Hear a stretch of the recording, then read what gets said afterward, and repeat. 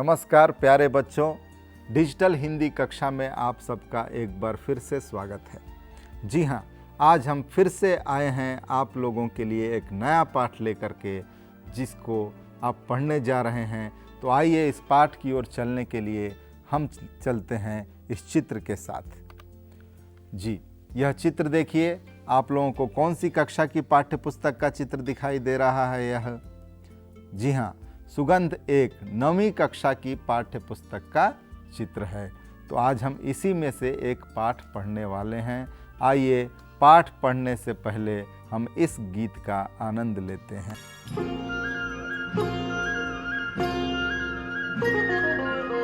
रही मन धागा प्रेम का, मत तोड़ो चटका। रही मन धागा प्रेम का, मत तोड़ो चटका। तोड़े से फिर ना जुड़े, जुड़े गांठी पर जाए। रही माँ जुड़े गांठी पर जाए। रहीमन धागा प्रेम का, मत तोड़ो चटकाए। टूटे से फिर ना जुड़े, जुड़े गांठ पड़ जाए। जी, रहीम दास कहते हैं कि प्रेम रूपी धागा झटके से नहीं तोड़ना चाहिए, क्योंकि टूटा धागा फिर नहीं जुड़ता, जुड़ने से भी उसमें गांठ पड़ जाता है। ये कहने का मतलब है बच्चों, हमें सबके साथ मिलजुल कर रहना चाहिए।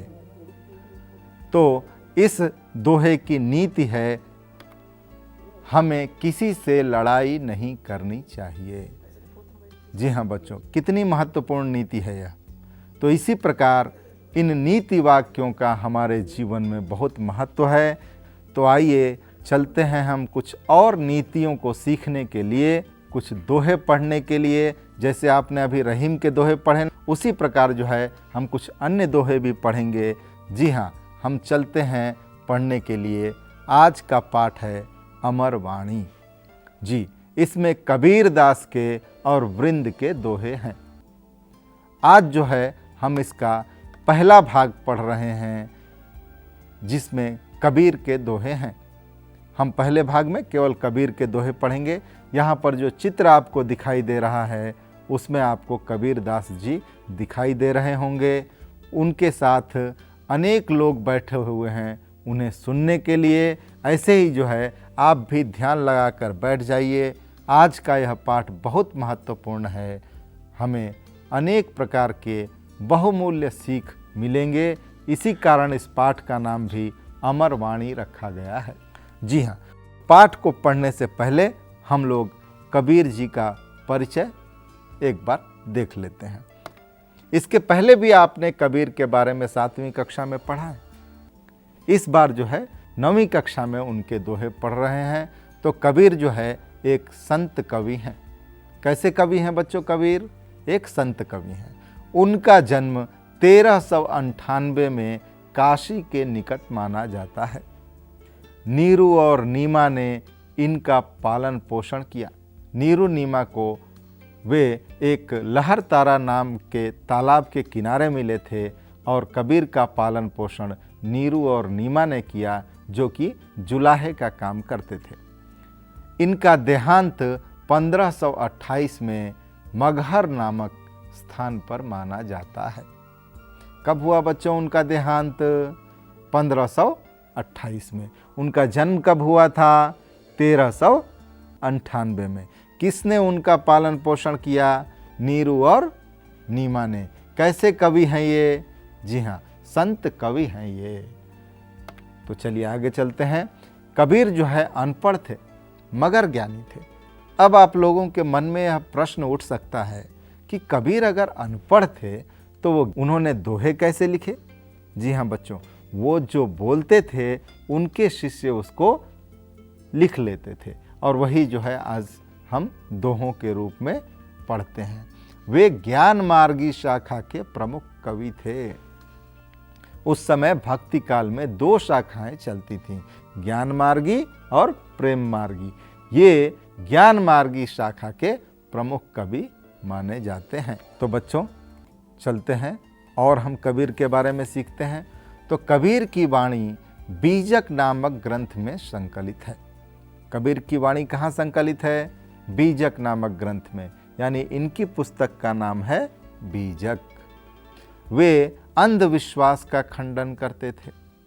उनकी भाषा खिचड़ी और सधुक्कड़ी कहलाती थी। यह खिचड़ी इसलिए कहलाती थी क्योंकि इनमें अनेक भाषाओं के शब्द मिलते थे। इसलिए आप भी जब हिंदी में बात करते हैं तो किसी भी भाषा का शब्द आए, अगर आप उसे हिंदी में मिला करके बात करते हैं तो थोड़ी सी स्वतंत्रता आपको हिंदी में बातचीत करने के लिए है कि आप अन्य भाषाओं के शब्दों को भी हिंदी भाषा में मिला के बातचीत कर सकते हैं। इससे भाषा का विकास होता है। तो अब हम चलते हैं बच्चों कबीर के पहले दोहे की ओर। जी, आपको यह दिखाई दे रहा है दोहा? जी हाँ बच्चों, तो पहले हम इस दोहे को सुनते हैं इस गीत के माध्यम।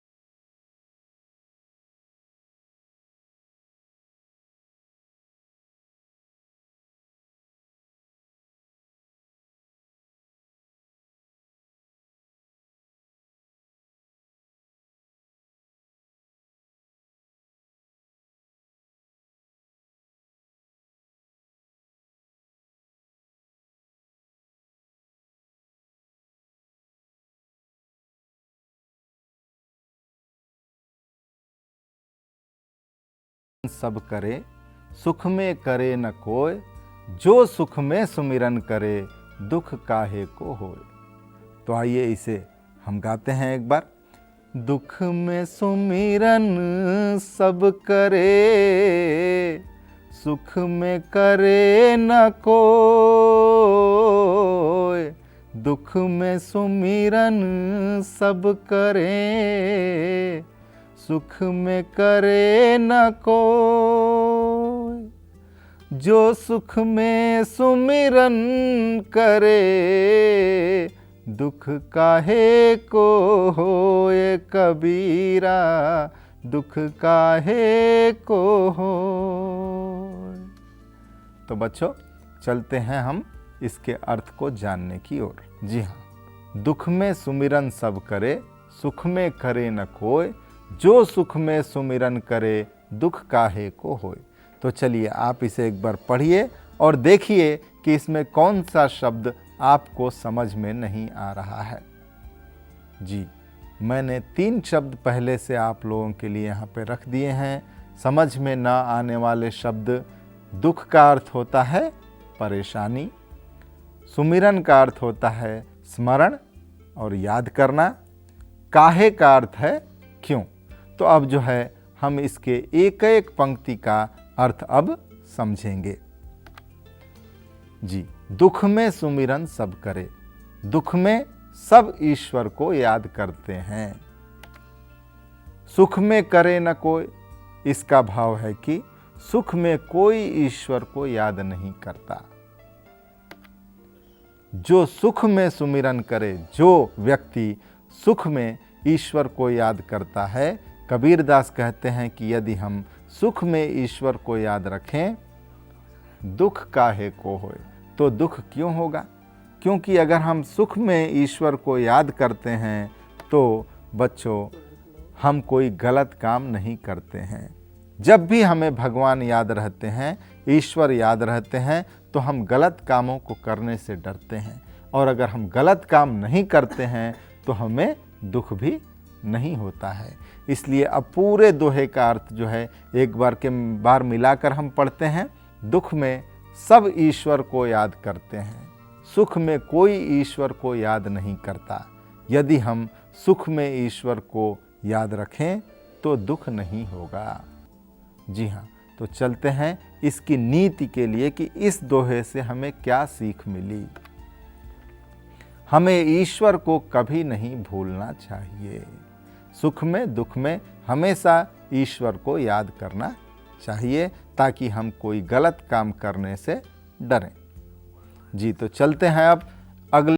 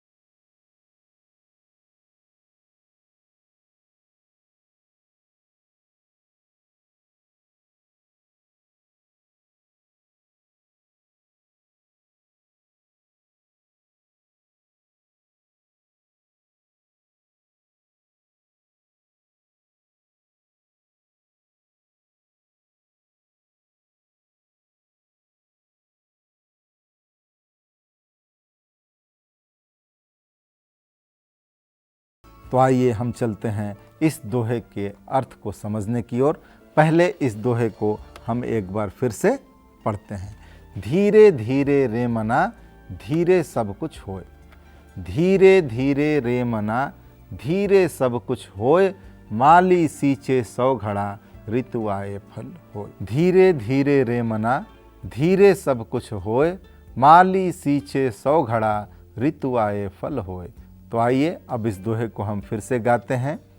धीरे धीरे रे मना धीरे सब कुछ होए, माली सींचे 100 घड़ा ऋतु आए फल होए, कबीरा ऋतु आए फल होए। इसी प्रकार आप भी इस दोहे को गाने का प्रयास कीजिए। तो आइए अब हम इस दोहे के कुछ कठिन शब्दों के अर्थ को समझते हैं। जी हाँ, इसमें आया है सिंचय, माली सींचय 100 घड़ा। सिंचय का अर्थ है सिंचाई करना, जैसे हम पेड़ों को पानी देते हैं ना, उसी प्रकार सिंचय का अर्थ है सिंचाई करना। घड़ा का अर्थ है मटका और ऋतु का अर्थ है मौसम। तो आइए अब इन शब्दों के हमने अर्थ समझ लिए, अब हम इस दोहे का अर्थ भी समझते हैं। तो इसकी एक एक पंक्ति हम देखेंगे और उसके भाव को पढ़ेंगे। धीरे धीरे रे मना, हे मन धीरे धीरे चल, धीरे सब कुछ होए, सब कुछ धीरे होता है, माली सींचय 100 घड़ा। इधर माली आपको दिखाई दे रहा है ना बच्चों, वो पेड़ को पानी दे रहा है। वो 100 घड़ा पानी देने पर भी क्या फल आ सकता है उसमें?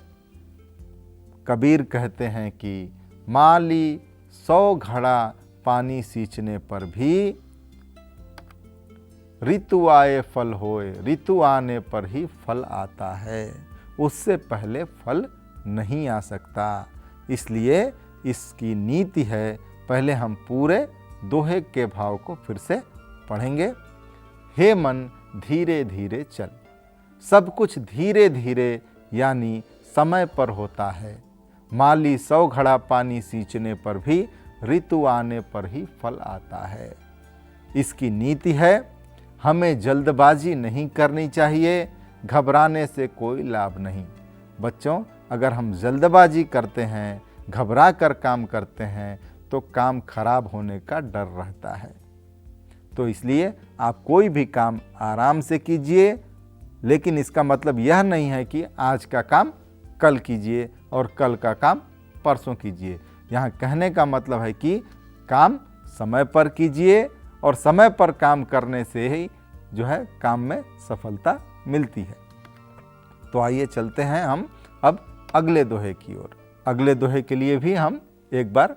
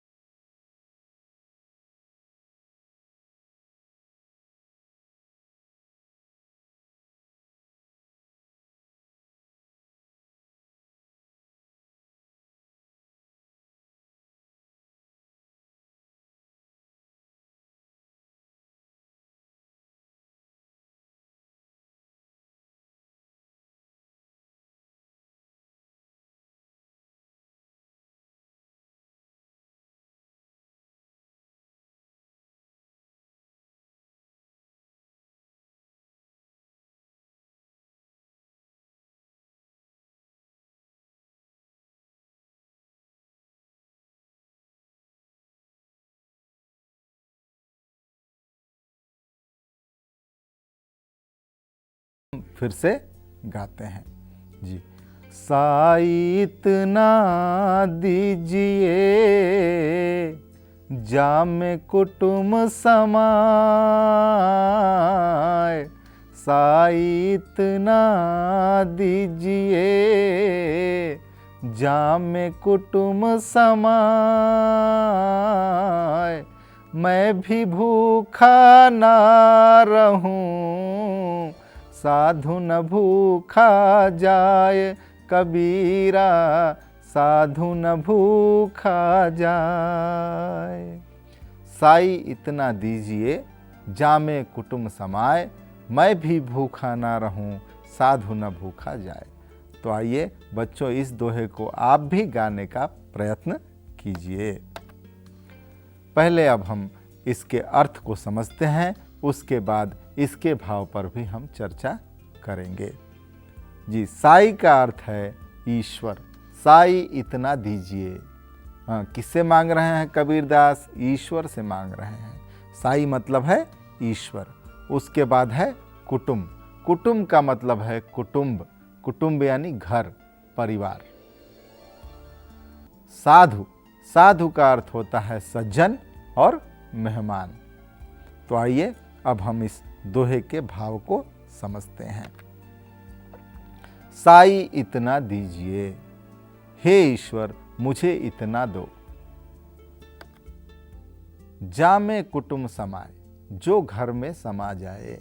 कबीरदास कहते हैं कि हे प्रभु मुझे इतना ही धन दो जो मेरे घर में समा जाए, मैं भी भूखा ना रहूं, मुझे भूखा न रहना पड़े, साधु न भूखा जाए, और मेरे घर आया हुआ यदि कोई मेहमान हो, कोई साधु हो, तो वह भी भूखा न जाए, यानी साधु एवं मेहमान को भी भूखा न जाना पड़े।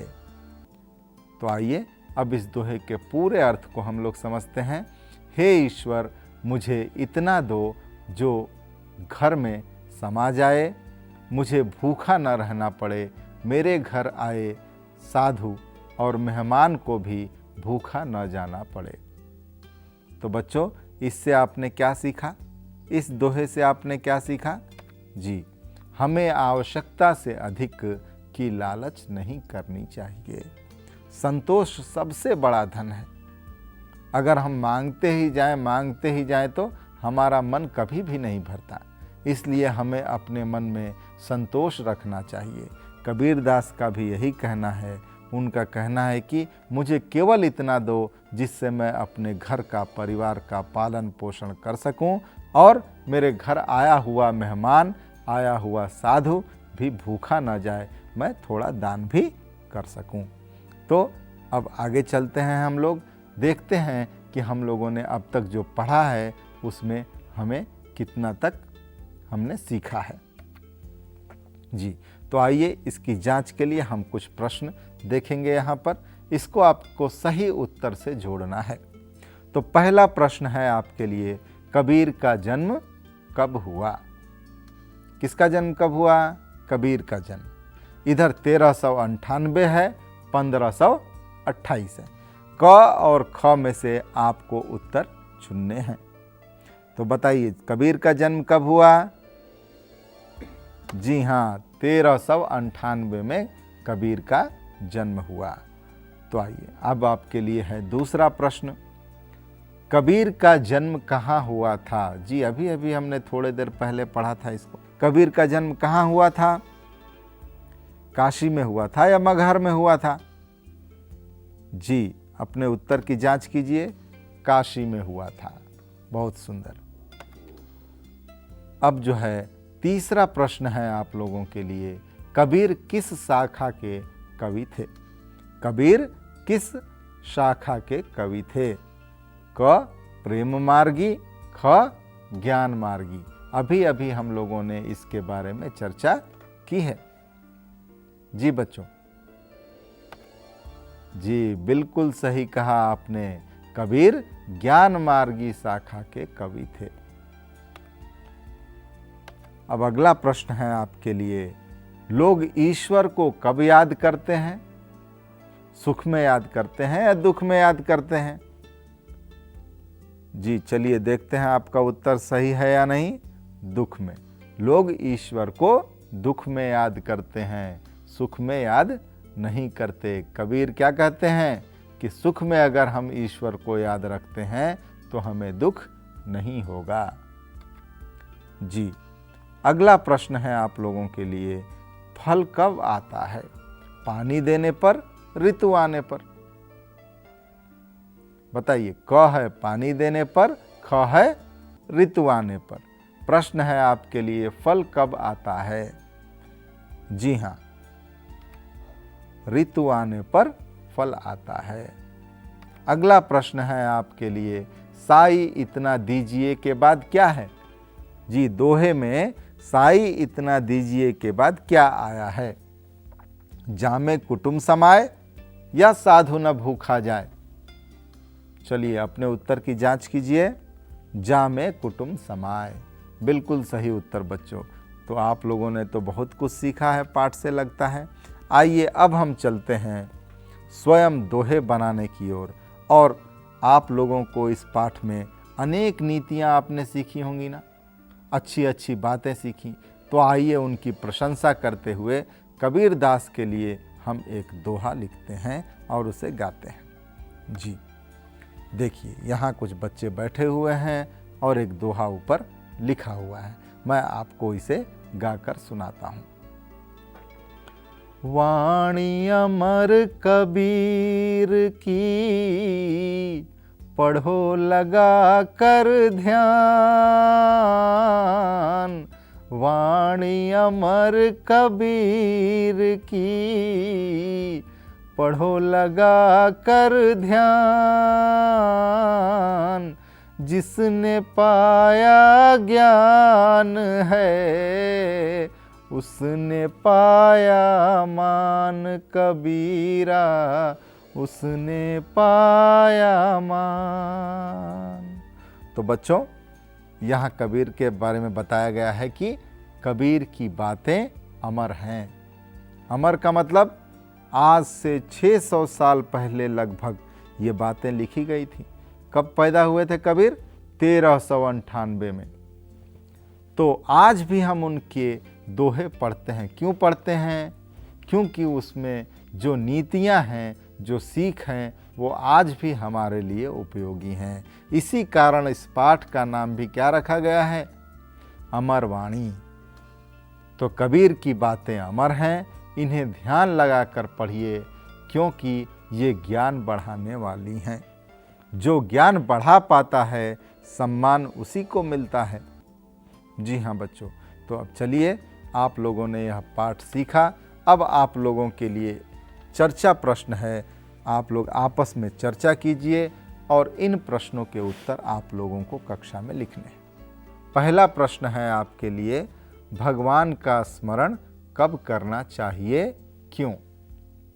और दूसरा प्रश्न है आपके लिए, हमें लालच क्यों नहीं करनी चाहिए? तो इन दोनों प्रश्नों के उत्तर आप लोगों को आपस में चर्चा करके लिखने हैं। प्यारे बच्चों, आपने आज कबीर के बारे में पढ़ा। उनके दोहे पढ़े, नई नई सीख आपने ली। हमें चाहिए कि हम उनकी दी हुई नीतियों को, उनके द्वारा बताई गई सीख को अपने जीवन में अपनाएं और अपना जीवन सफल बनाएं।